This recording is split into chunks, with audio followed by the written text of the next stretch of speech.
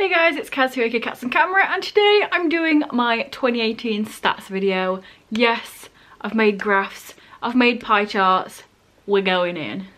So in 2018 I ended up reading 139 books, crazy, which totaled 38,445 pages. The longest book I read was The Scarab's Path at 692 pages, and the shortest book I read was Leo Tops Aries at 38 pages. Now let's get into the proper stats. So starting with authors, I read mostly male at 86, female 44, and both, which was mostly graphic novels because they have multiple people, 9. This doesn't surprise me. I do obviously read more male authors than female, but it's kind of weird because most of my favourite books, or all of my favourite books, are written by women, so random.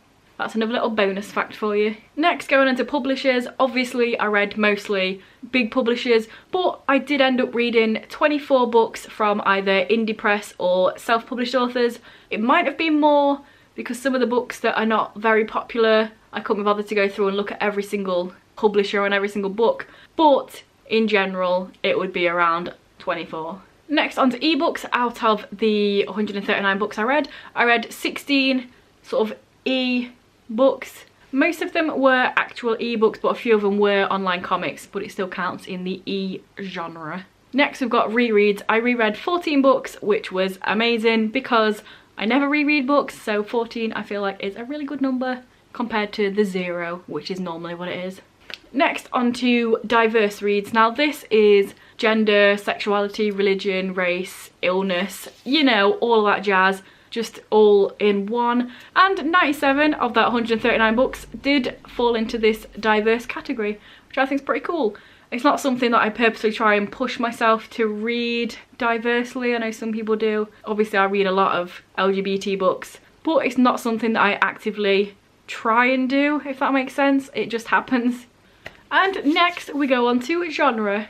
Now, as you can see by the graph, if you add up all them numbers, it doesn't actually make 139 because some of them did cross over and I did want to put them in both categories if they did so. So I read 51 graphic novels, trade paperback, manga type things, 44 contemporary books, 42 fantasy books, which I think is pretty cool. The contemporary and fantasy are pretty much even. 6 non-fiction books, which is actually pretty decent for me. I feel like I don't really read non-fiction, but I think 6 books is pretty good. 16 sci-fi, 6 dystopian. It's just something that I obviously don't reach for. And last but not least, and honestly the most surprising to me, is crime / horror type books. And I read 41 of those. I feel like I never read horror books, I feel like I never read crime books, but there's the stats. So I had a little bit of a deeper look into this, and when you think about it, all of the Death Note volumes count as crime, All for the Game series has crime in it, the Deadly Class series has crime in it, so I can see why that would be high. But I did not expect it to be almost the same number as contemporary and fantasy because I feel like I never read it. Also, something that I wasn't expecting or didn't even realise existed before I looked at this is I have a tracker which I used throughout the year to put down all of the genres, and without even realising it, I seem to read a lot of contemporary at the beginning of months and fantasy at the end of months. Contemporary's in pink, fantasy's in blue, you can see for yourself. Just something that's a bit random. I didn't realise I was doing it, but apparently I do. Next we've got the amount of books I read split into months. As you can see, most of the months are pretty similar. I read 10 in January, 12 in February, 16 in March, 9 in April, 12 in May, 11 in June, 15 in July, 12 in August, 13 in September, 15 in October, 8 in November, and then 6 in December. But breaking that down even further, I had a look through all of my videos and saw when I did readathons, and I didn't realise I did a readathon almost every single month. And as you can see by this graph, a little bit of interesting information is I read 9 books in April, and that was the only month that I didn't do a readathon in, so there you go. It shows that readathons do push me to read more.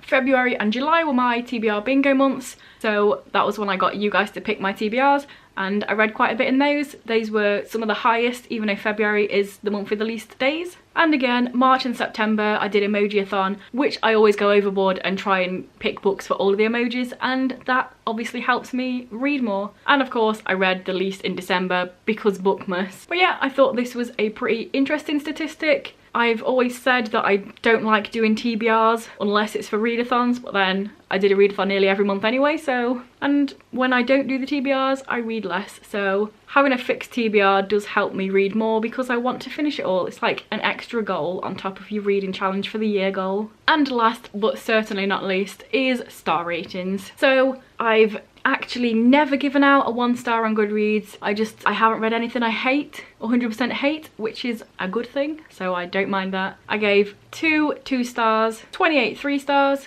95 4 stars. I knew my 4 stars was going to be the most because I do generally give out 4 stars to most books because I know my reading tastes, but I hardly ever give out 5 stars for some reason. And this year I actually gave out the most 5 stars I've ever done on Goodreads in a year, which was 14.